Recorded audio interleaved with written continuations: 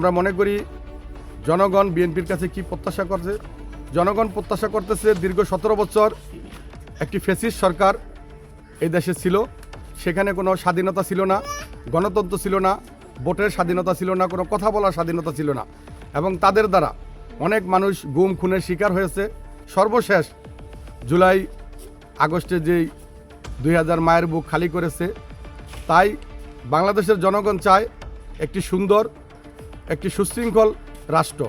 তাই তারেক রহমানের পরিকল্পনা যদি জনগণের ভোটে রাষ্ট্রীয় ক্ষমতায় আসতে পারে, একটি সুন্দর সুশৃঙ্খল একটি রাষ্ট্র বিনির্মাণের জন্য তার প্রত্যাশা করি আমি তার প্রতি। তরুণ প্রজন্মের জন্য এদেশে বিগত সরকারের আমলে দেখেছি তরুণরা বেশিরভাগই মাদকাসক্ত হয়ে গেছে, মাদক ব্যবসায় আসক্ত হয়ে গেছে।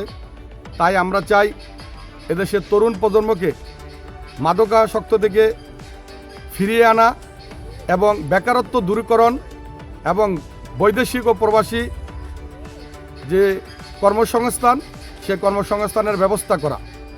তাই তারেক রহমান যদি রাষ্ট্রীয় ক্ষমতায় আসতে পারে, তার ব্যাপক পরিকল্পনা আছে। তার বাবা জিয়াউর রহমানকে স্মরণ করে, জিয়াউর রহমান এদেশে যা করে গেছেন সে আদর্শকে স্মরণ করে একটি সুন্দর সুশৃঙ্খল বাংলাদেশ বিনির্মাণে তার পরিকল্পনা রয়েছে।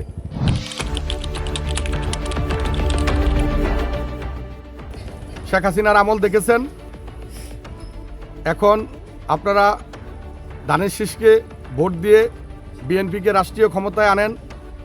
আমি আশা করি জনাব তারেক রহমান আপনাদের মনের যে আশা আকাঙ্ক্ষা, আপনারা যে একটি সুন্দর এবং শান্তিপ্রিয় দেশ চান, সেটা তারেক রহমান পূরণ করতে পারবে বলে আমরা বিশ্বাস করি। তাই জনগণের প্রতি উদারত আহ্বান, আপনারা ধানের শীষে ভোট দিয়ে আমাদের প্রিয় নেতা জনাব শফিকুর রহমান কিরণ সাহেবকে বিজয়ী করবেন। আপনারা জানেন যে আমি প্রতিদিন আমার একটা রুটিন ওয়ার্ক থাকে, সকাল থেকে সন্ধ্যা পর্যন্তই ডোর টু ডোর, প্রতি ঘরে ঘরে। সেখানে এই যে মানুষের ধারে ধারে যাওয়া, সেখানে আমরা মানুষের মধ্যে ব্যাপক উদ্দীপনা দেখতে পাই। তারা মানুষ উদ্গ্রীব হয়ে আছেন, ধানের শীষে ভোট দিবেন। তারা 71-এর কথা ভোলে নাই। আমরা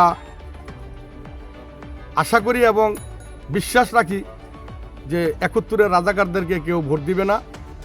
জনগণ বিএনপিকেই মুক্তিযোদ্ধার দল মনে করে ভোট দিয়ে রাষ্ট্রীয় ক্ষমতায় আনবে, আমরা সেই আশাবাদ ব্যক্ত করি।